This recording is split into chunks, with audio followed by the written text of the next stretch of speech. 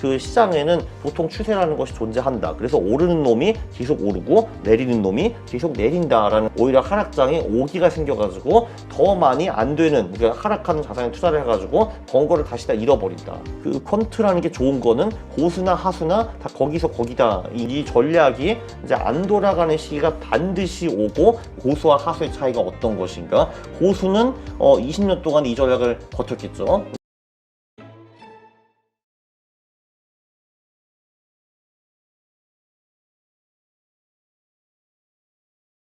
네, 이번에 그 어머니에게 주식을 가르쳐 주셨다고요? 그래서 그걸 바탕으로 또 책을 쓰셨네. 평생 저축밖에 몰랐던 66세 임여사 주식으로 돈 벌다. 어떤 얘기입니까?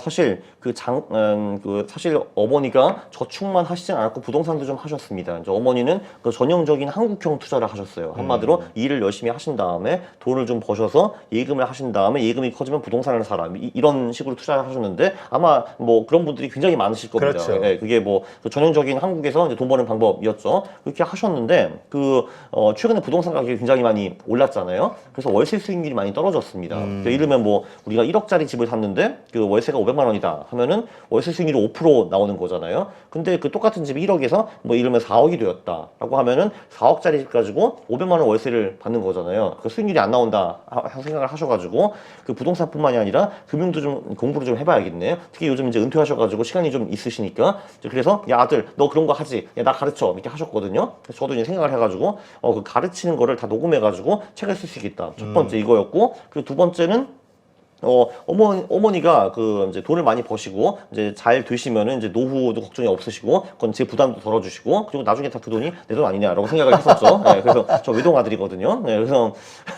이런 생각을 하고 어머니의 돈은 내 돈. 했죠. 네, 그죠. 불리세요, 열심히. 네? 열심히 불리세요. 그렇죠. 그 돈은 내 네. 돈이니. 그렇죠. 그래서 제 사심도 잔뜩 들어가가지고 제가 아는 모든 거를 저 책에다가 갖다 다 박았습니다. 네. 네. 그렇죠.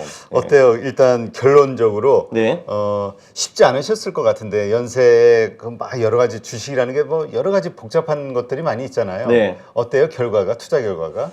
그래서 이제 엄마가 목표로 하시는 게 연봉이 10% 그리고 MDD, 그러니까 최대 손실 10% 그거를 목표로 하시더라고요. 그래서 지금 6개월 정도 투자를 했는데, 아니지, 지금 한 7, 8개월 됐네. 지금 그 목표에는 지금 맞춰 가고 있습니다. 지금 사실. 묘하게도 한 그 정도 수익이 나오더라고요. 지금 보니까. 네. 그래요. 어머니에게 어떠한 방식으로, 일단 이게 아마 많은 분들한테 적용될 거예요. 왜냐하면 그 연령대 은퇴하신 분들, 예. 그 노후 자금 이제까지 열심히 모은 그 목돈을 잘 관리하면서 거기서 나오는 현금 파이프라인을 만들어야 또 노후가 편해지니까. 네. 어떤 식으로, 일단 안전이 위주가 돼야 될 것 같긴 한데 그렇습니다. 좀 설명을 해주시죠. 그렇죠.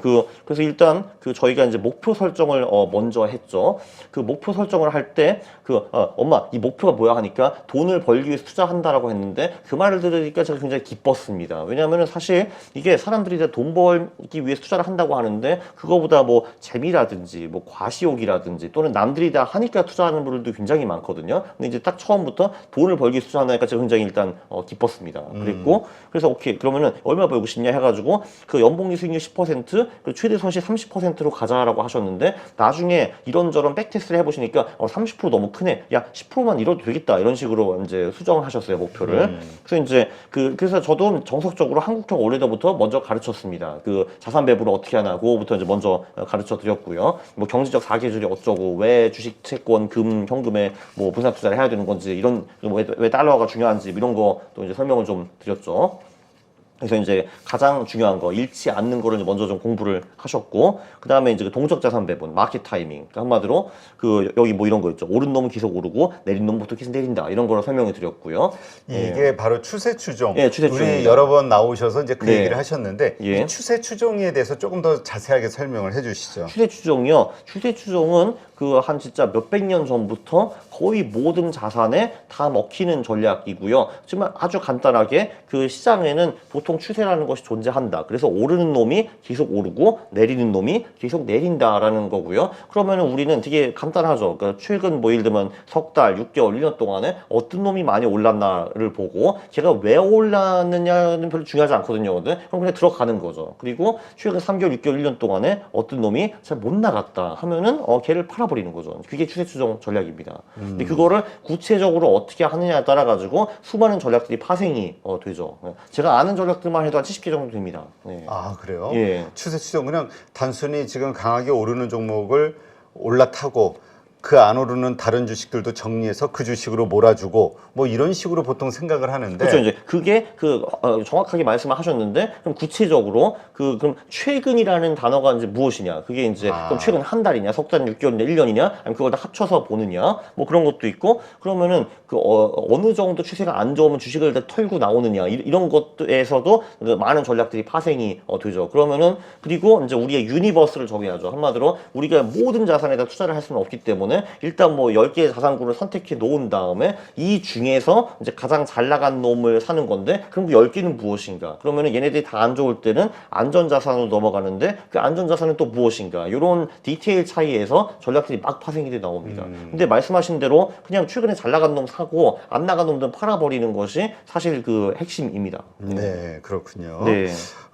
이 책에서도 보니까 부자의 투자법과 개미의 투자법이 나와요. 아, 네네. 이건 어떤 얘기입니까? 그거는 제가 사실 추세 추정 얘기를 하면서 같이 설명을 했는데 사실 그 부자들 같은 경우는 이제 상승장에 왕창 벌죠. 근데 그거는 하수도 마찬가지입니다. 개미도 벌고 부자도 상승장에는 보통 왕창 버는데 근데 제 생각에는 부자들은 이런 추세 추정 같은 개념을 잘 이해를 해가지고 하락장에는 좀 빨리 좀 발을 빼거나 안전자산으로 전환해가지고 하락장에 돈을 많이 벌지는 못하지만 그래도 번 거를 얼추 지키는 반면 개미들은 그걸 구분을 잘 못하고 오히려 하락장에 오기가 생겨가지고 더 많이 안 되는 그러니까 하락하는 자산에 투자를 해가지고 번 거를 다시 다 잃어버린다. 그리고 다시 다음 상승장에 벌어가지고 다시 잃어버리고 벌고 잃어버려가지고 결국은 발전이 별로 없는데 근데 부자 같은 경우는 상승장 쫙 벌고 하락장에 그 유지를 하기 때문에 이렇게 가다가 다시 한번 쫙 벌고 소위 계단처럼 돈을 벌다라고 설명을 했습니다. 네, 그렇군요.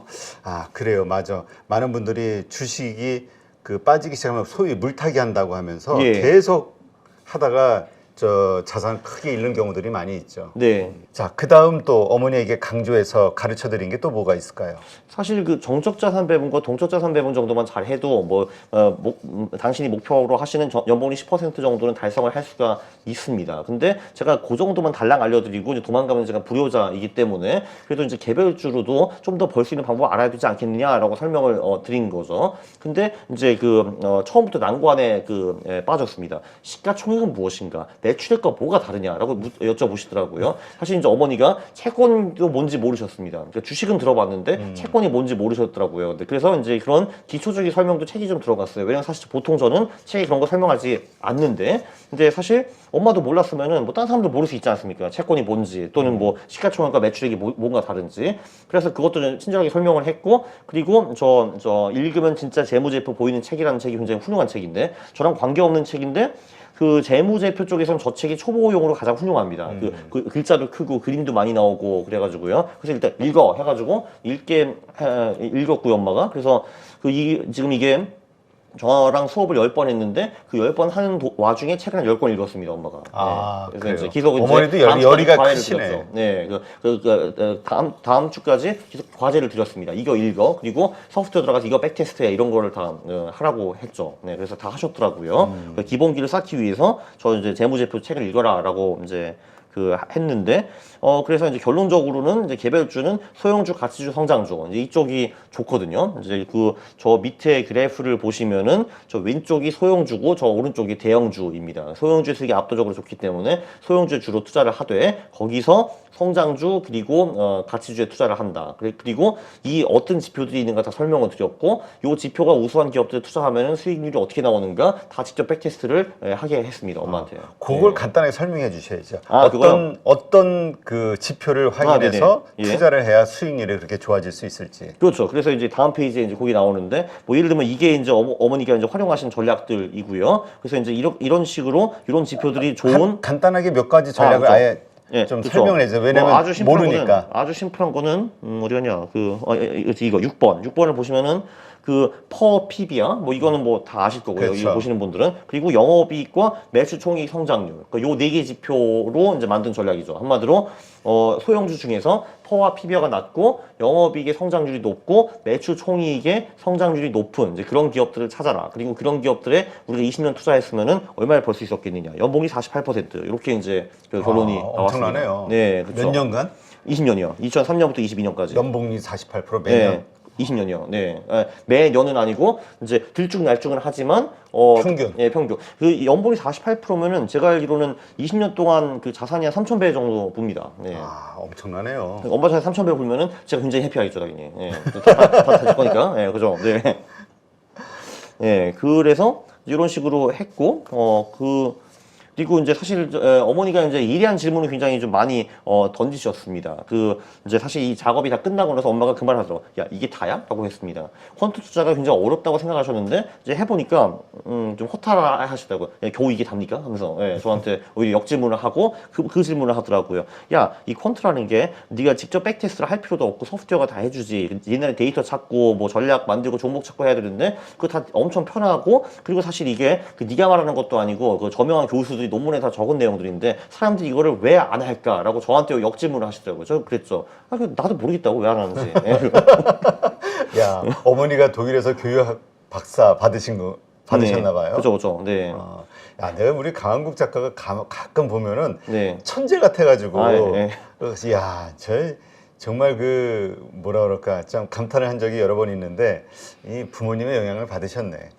네, 어머니가 그 높은 나이에도 지금 열심히 공부를 하고 계십니다. 이렇게. 네. 그래서 그 엊그제도 이제 집에 가가지고 밥 먹으면서 요번엔 그 자동 매매를 설치해 드렸죠. 네. 그 제가 이제 운영하는 소프트웨어에서 지금 자동 매매 기능이 나오고 있는데 이 한국형 올레더 이런 거를 자동 매매로 이제 굴릴 수 있도록 제가 가가지고 좀 해드리고 왔죠. 네.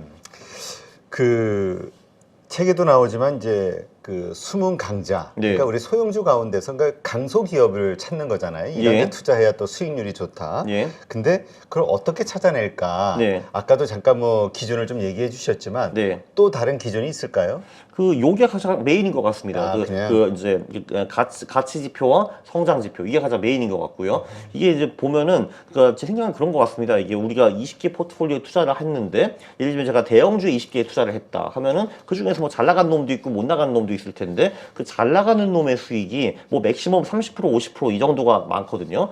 근데 그 소형주 중에서는 잘 나가는 놈이 맥시멈 300% 500% 오르는 경우도 종종 많이 있습니다. 거기서 수익률 차이가 나는 것 같습니다. 제가 보기에는. 그러니까 잘 나가는 놈이 올라갈 때 소형주는 좀 많이 오르고 대형주는 올라갈 때 좀 적게 오르니까요. 그렇죠. 네. 아 진짜 근데 이 퀀트 투자 안 해보신 분들은 참 어렵게 느껴지시는데 어쨌건 그 데이터에 맞춰서 자신이 좋아하는 그 데이터 지표를 가진 주식을 그냥 모아서 그냥 보유하고 있는 거잖아요. 네. 그리고 데이터에 맞게 진짜 말씀하신 대로 단순하게 뭐 10월 달, 11월 달에 사서 4월 달에 파는 것도 하나의 전략일 수 네, 있는 하나의 거고. 전략이죠. 네. 네, 이런 식으로 그냥 그 미리 세운 전략대로 그냥 크게 신경 쓰지 않고 매일매일의 시세 고민하지 네. 않고 할 수 있는 건데 참 쉽지가 않은 것 같아요. 그걸 따라하기가. 아마 우리가 그렇게 하는 방법을 잘 모르기 때문일 수도 있고 네. 그렇게 해서 돈을 벌어본 경험이 없기 때문일 수도 있을 것 같아요. 그렇습니다. 네, 그렇죠. 왜냐면 이게 사실 말씀하신 대로 지식을 파악을 했는데, 근데 참 재수없게 내가 딱 시작하니까 3개월, 6개월 동안 부진해. 그러면은 사람들이 그걸 많이 포기를 하게 되죠. 이거 안 되는구만 하고서. 네. 근데 퀀트 투자도 고수와 하수가 있잖아요. 네. 어떻게 차이가 나요?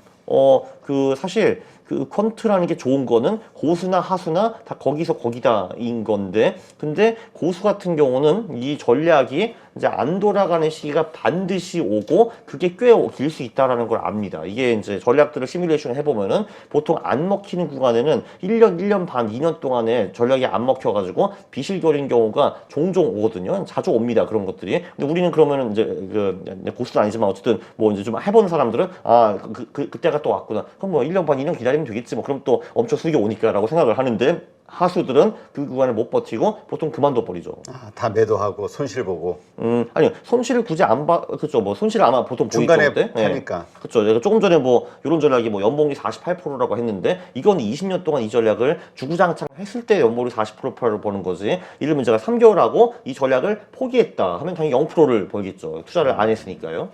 네. 그 지금 말씀하신 이 전략대로 네. 그 운영하시는 소프트 그 프로그램 있잖아요. 네. 그 퀀트. 예. 그걸로 한번 어떻게 찾아내는지 아, 종목을 그거요? 네. 실제로 한번 좀 보여주시죠. 알겠습니다. 네. 아, 그 전략은요. 네. 지금 여기서 이게 제가 이제 퀀터스라는 20년간 이런 식으로 투자했을 때 연복리 48%를 얻을 수 있는 그죠. 방식이죠. 그렇죠. 지금 이제 이 책이 나온 지가 몇 개월 돼가지고 숫자가 조금 바뀌었습니다. 한번 해보겠습니다. 이게 보면 이제 뭐 엄마 전략이라고 하고 그리고 이제 국가를 선택 한국으로 하고 일단 기본 필터를 전부 다 클릭을 합니다. 관리 종목, 적자 기업, 금융주, 지주사 이런 거 별로 다 빼버리고. 이제 우리한테 도움이 별로 안 되는 거기 때문에 넘어가고요. 다음 페이지로 다음 페이지 넘어가서 조금 전에 나왔던 퍼가 있고 PBR가 있습니다. 그리고 밑에 쭉 가보면은 그 매출 총이익 성장률이랑 영업이익 성장률이 있네요. 이게 단 거 같은데? 네, 이게 단 거 같고 다음으로 넘어가서 뭐 1,000만 원을 투자한다고 치고 거래 수수료 0.5% 정도 잡아주고 그리고 리밸런싱 그러니까 이제 기업을 한 분기에 한 번 정도 갈아 끼우는 걸로 합니다. 왜냐면 분기에 아무래도 한 번 재무제표가 나오기 때문에 그때 맞춰가지고 이제 기업을 한번 갈아 끼우는 게 좋겠죠. 탈락되는 기업, 새로 그렇죠. 들어오는 기업. 그렇습니다. 그래서 20개 종목을 투자한다고 치고 2003년부터 2023년 7월까지 이렇게 한번 눌러보겠습니다. 백테스터. 예. 이게 과거의 20년, 과거 네. 20년간 요렇게 했을 때 얼마의 수익이 나왔느냐. 예, 그죠. 그렇죠. 저 책을 썼을 때 48% 정도였는데 좀 봐야죠. 47.3%. 오케이, 뭐 비슷하네요. 네. 이렇게 나왔고, 그렇죠. 그러면은 총 금액이 이제 2,445배가 되네요, 그죠? 네, 그러니까 1,000만 원이 245억이 되는 거네요, 보면은. 네.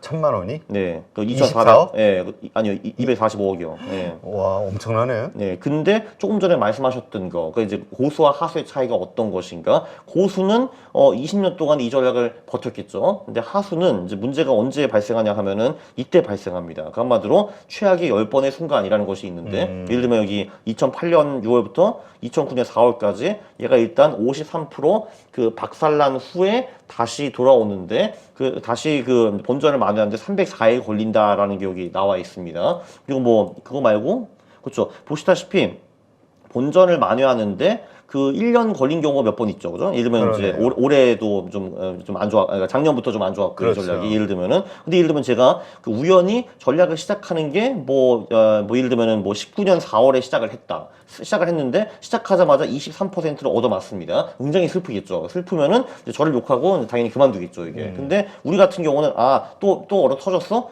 그때가 왔구나. 끄떡끄떡 하는 거죠. 그냥 네. 참고 기다리면 다시 회복되고 또 올라가고. 그렇죠. 네. 왜냐하면 상식적으로 퍼와 PBR가 낮고 영업이익과 매출 총이익이 성장하는 기업들의 집합이 수익이 안 날 수가 없다라고 저는 생각을 하거든요, 사실. 그렇다면 네. 이거는 예를 들어서 쉽게 뭐 4월 달에 팔고 이러지 않고 그냥 계속 이런 식으로 리밸런싱만 해주면서 들고 가도 이런 수익률이 나올 수 있다. 이렇게 보는 거는 거죠. 그렇죠. 근데 저는 사실 일반인이 이 전략을 20년 동안 하기는 어렵다라고 생각을 합니다. 바로 요 때문에 이때. 예. 이 최악의 순간. 요 때를 대부분 사람들은 버티지 못할 것이라는 게 제 지론이기 때문에 자산 배분을 하되 거기에 있는 주식 비중만 이 전략으로 투자를 하라라고 말을 합니다. 네. 100% 이 주식으로 이렇게 하는 게 아니라 네. 자산 배분 전략 채권이나 무슨 뭐 현금이나 뭐 이렇게 금이나 이런 식으로 나눠 놓고 주식 투자 비중 그게 40이 됐든 50%가 됐든 그것만 이런 식으로 투자를 해보자. 네, 그렇죠. 사실 요 전략을 이제 23년부터 43년까지 20년 동안 쓴다고 하면은 솔직히 2,400배는 좀 무리인 것 같고 뭐 그래도 몇백 배는 될 수 있다라고 저는 봅니다. 이제 그게 좋은데 그거를 그때까지 버틸 사람이 아무도 없다라는 거죠, 저는. 네, 그래서 자산 배분해서 주식 비중만 말씀하신 대로 그게 뭐 30이 되었든 40이 되었든 50이 되었든 그 퍼센트만 요걸로 하라라는 거죠. 네. 근데 우리가 이렇게 콘트 투자로 하기 위해서 그냥 이렇게 단순하게 딱 하게 하는 것도 좋은데 네. 어떤 분들은 또 이게 재미없을 수도 있잖아요. 그러니까 제가 뭔가 막 비콘트 투자를 하고 싶은 네. 직접 투자를 예. 이런 분들은 어떻게 해야 될까요? 비콘트 투자를 하시는 분들, 그러니까 이거 문제가 비콘트가 가장 좋은 게 뭐냐면 재미가 있다라는 거고, 가장 안 좋은 게 돈 벌기 어렵다라는 거거든요. 왜냐면 인간의 심리가 워낙 이상하기 때문에 늘 고점에서 사고 저점에서 파는 걸 먼저 워낙 잘하기 때문에 이제 비콘트로 돈 벌기가 좀 어렵습니다. 그래서 이제 방법은 이제 그게 있죠. 그 90에서 95%는 그냥 퀀트적으로 기계적으로 돌리고 자산 배분을 한 다음에 나머지 5% 10%로 재미를 추구하는 겁니다. 그럼 재미를 추구해가지고 벌 때도 있고 못 벌 때도 있는데 대부분 못 벌겠죠. 근데 그래도 재미는 있지 않습니까? 그러니까 재미도 좀 어느 정도 있고 근데 돈은 돈대로 벌고요. 90, 95%로. 네. 그럴 경우에 리스크 관리가 중요할 텐데 어떻게 네. 하는 게 좋죠? 일단 재미로 하는 그 비중을 5에서 10%로 이제 줄인다는 게 전 중요한 것 같고요. 그리고 그거 가지고 이제 살 때 또 다시 PPT로 넘어가서 제가 이제 요번에 독일에 가서 크게 깨달은 게 하나 있는데 이거죠. 그 독일에 가니까 드는 게 아무것도 없습니다. 에어컨도 안 나오지, 카드 결제도 안 되지, 그리고 뭐 그 식당 주문도 제대로 안 되지, 인터넷은 느리지, 기차 티켓은 그 주문했는데 오질 않지, 뭐 이러고 있거든요. 그래서 이제 오히려 이제 마음을 비우니까 뭐가 가끔 될 때 기뻐하게 되었습니다. 이게 투자도요. 내가 이제 그 5% 10% 가지고 내가 좋아하는 그 재미 주식에 들어갔을 때 이번 거래는 당연히 말아먹겠지라고 편하게 생각을 하는 것이 좋습니다. 그리고 실제로 좀 깨지잖아요. 그럼 그렇지 하고 빨리 손절을 하고 나가버리고 근데 얘가 오르잖아요. 그러면은 이게 말도 안 돼. 내가 샀는데 오른다고? 조금만 기다려봐. 아니야. 또 이제 떨어질 거야. 그럼 이런 애가 또 이제 쭉 가는 경우가 있거든요. 예. 그러면은 이제 천정부지로 오를 때 이번에는 내가 운이 좋았네 하고 파는 이 마음가짐이 저는 중요한 것 같습니다. 그래서 당연히 일 거라고 생각을 하고 이제 내릴 때는 이제 조금 내리면 빨리 팔아버리고 올라갈 때는 말도 안 돼. 조금만 기다려봐. 운이 좋았네. 이렇게 한번 생각을 바꿔보면 좋을 것 같고요. 대부분 사람들은 반대로 생각을 하죠. 내가 샀으면은 당연히 무조건 올라야 된다. 그래서 손절을 못 합니다. 손절을 했다는 거는 이제 내가 틀렸다는 걸 인정을 하는 거니까요. 그거를 못 하죠. 그리고 얘가 조금 올라가면은 아주 막 좋아가지고 10% 벌면서 팔거든요. 이렇게 해서 늘 수익은 짧게 손실은 길게 가져가시는데 이게 이제 패가망신의 길인 거죠. 그냥 한번 마인드를 바꿔가지고 내가 샀으니까 당연히 안 될 거야 라고 생각하시면은 수익이 기가 막히게 좋아지는 걸 아마 볼 수 있을 겁니다. 네, 알겠습니다. 네, 참 이게 쉽지 않은데 네. 그래요. 그래서 이제 퀀트 투자하시는 분들은 이 쉽지 않은 우리 사람의 심리가 상황에 따라서 워낙 변화막측하게 움직이니까 네. 그 변화에 따른 실수들을 하게 되고 네. 요거를 방지하기 위해서 이제 퀀트 투자 데이터 기반에 의해서 딱딱 기계적으로 하는 건데 네, 이런 어떤 투자의 심리도 한번 스릴도 맛보고 싶다면 이 정도로 그렇죠. 해보시는 거. 그렇죠. 5% 10%로 재밌게 하되 근데 내가 사면 어차피 안 될 거야. 그리고 안 되면 빨리 손절. 그러면 뭐 잃을 게 별로 없죠 사실. 네. 그렇습니다. 그런데 우리는 사실 많은 부분을 그렇게 투자를 하면서 벌기를 원하다 보니 여러 가지 비극이 발생합니다. 겪는 거겠죠. 네. 네, 이제까지 평생 저축밖에 몰랐던 66세 임여사 주식으로 돈 벌다 책을 또 이번에 새로 쓰신 우리 강황국 작가와 함께 투자 이야기를 해봤습니다. 아마 많은 분들이 또 다시 한번 이 퀀트 투자에 대해서 생각해 보게 되고 그 다음에 내가 어떤 그 투자를 하고 있는지 한번 되돌아볼 수 있는 시간이 됐던 것 같아요. 오늘도 이렇게 좋은 인사이트 함께 해주셔서 고맙습니다. 불러주셔서 감사합니다.